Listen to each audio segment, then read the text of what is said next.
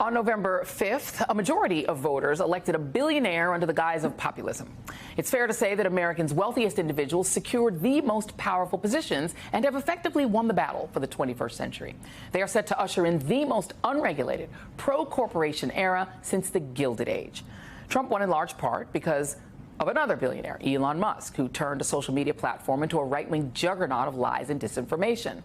While Musk was taking over social media, Leonard Leo celebrated the Federalist Society's takeover of the American judicial system, with his 6 hand-selected Supreme Court justices serving as his crowning jewels.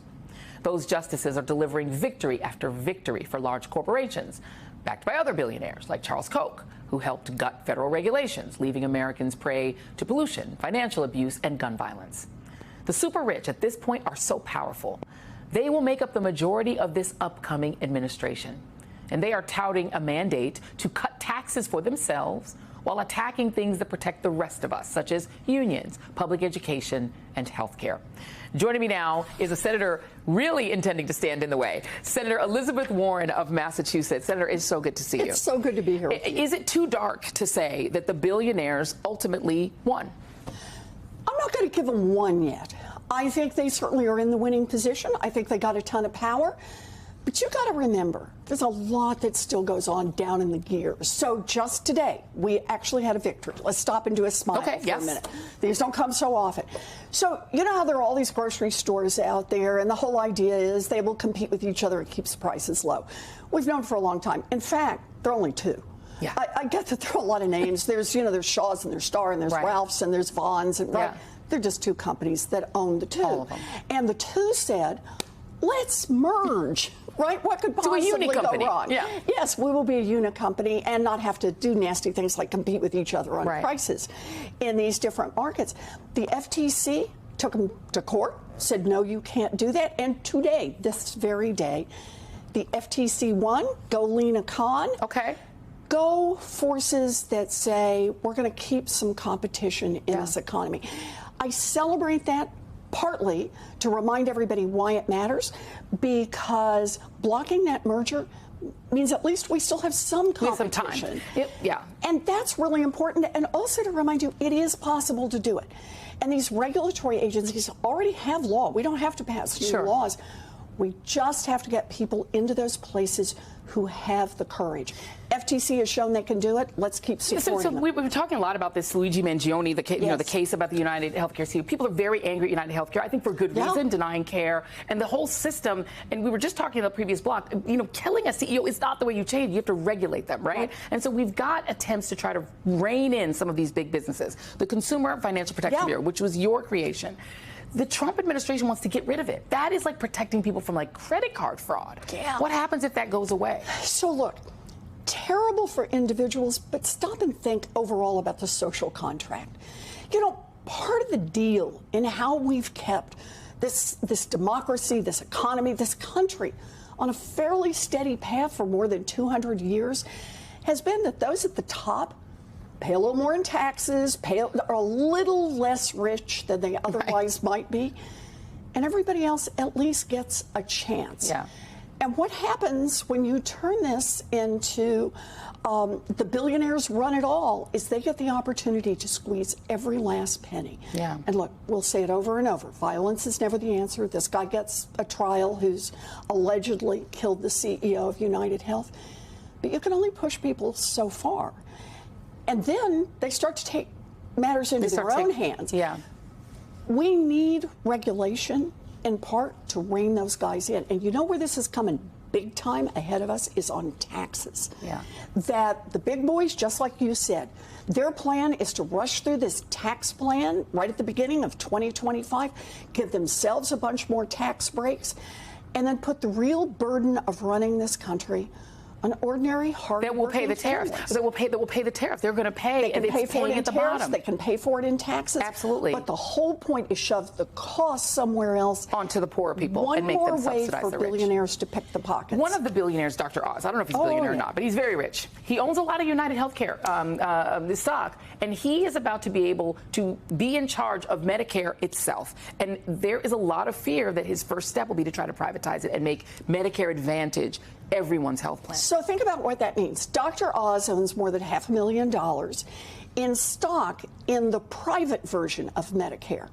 If the public version of Medicare, the one that everybody counts on, collapses, then Dr. Oz gets richer. And that is why Dr. Oz cannot have the job of being in charge of Medicare. He makes money if Medicare fails. And that kind of conflict, right at the heart of running a system that protects every senior in this country, that is fundamentally wrong, and we got to put a stop to that. So this is the reason that I started out the way I did, because you've got Elon Musk, who has billions and billions in government contracts, now having a say in who gets government contracts. Exactly. He could say Starlink gets everything, NASA goes away, I get richer. Ramaswamy, who's gotten federal subsidies for his drug companies, can now be in charge of saying, you know what I think is not waste, fraud, and abuse? My stuff. The things that I get. You know, only those other guys. Only the other guys. All the crypto people that are now, and there's a senator, there's a crypto guy who beat Sherrod Brown. He's now like, line it up. I can like weigh in on legislation that makes crypto king, and now I get money. There's no, people are flying down to Doral to do their Republican retreat to pay Donald Trump so that he gets money. It's literally just rich people sharing money among themselves. Where do regular people, even Trump voters, fit into that? You know, that's the thing. The Trump voters don't fit in here at all. Ordinary folks don't fit in here at all. So where this one, I think, is going to start to hit is when all those promises that Donald Trump made, remember how he promised that he's going to cut credit card interest rates down to 10%? No tax on tips. He Let's see it. that. No tax on tips, right? No tax on Social Security. So he said. Bring it on. Yeah. Because one of two things is going to happen. Either he's going to deliver on those promises, which means he's going to have the courage to stand up to those billionaires, or he's just pitching in with the billionaires, and he's going to say to all of those people who counted on him, all those people who voted, nope, you don't really matter. Yeah. But the point is, it's all framed up now. It's no longer, oh, we're in the campaign and he can promise this to this group and that to that group. And there were a lot of us, you included, who kept saying, but wait a minute, you can't do both of those things at the same time. We are now coming to the part of the world where you literally can't do both of those things at the same time. Right. And Trump is going to have to make a choice. Yeah. And he's either going to deliver on some of those promises for people, or he's just handing this whole thing over to the billionaires in return for a nice price. The record ain't good. He promised steel jobs would never go away. They went away. There was a decrease in manufacturing jobs. He did not do well in terms of creating jobs. He's made a lot of promises now. There are some people in the U.S. steel unions that are upset that he seems to be against Nippon Steel taking over U.S. Steel. But then you had some who literally spoke at Trump rallies that said, we wanted the takeover because we want the jobs. It's like he can't please both parts of his base. If veterans' benefits get cut, which is on Ramaswamy's list, he's got to answer to veterans who overwhelmingly supported him. Oh, yeah. Oh, listen, when you talk about who he has to answer to, remember, more than 70% of America, and that includes Democrats, Republicans, Independents, want to see the rich pay, listen for the word, more in taxes. Not less, not the same, more in taxes. So the big question is for Donald Trump, who are you out there for? Who are you going to deliver for? But here's the one for me, and I think for all the rest of us, is to say, if you don't deliver for people the way you promised, then our job is to make sure you're held accountable. Our job is to wrap that around your neck and make you wear it every single day. This is why we love to talk with Senator Elizabeth Warren, because she makes it plain, makes it simple, and lets you understand what's happening. Senator Elizabeth Warren, thank you so much. So good Always to be here. appreciate you.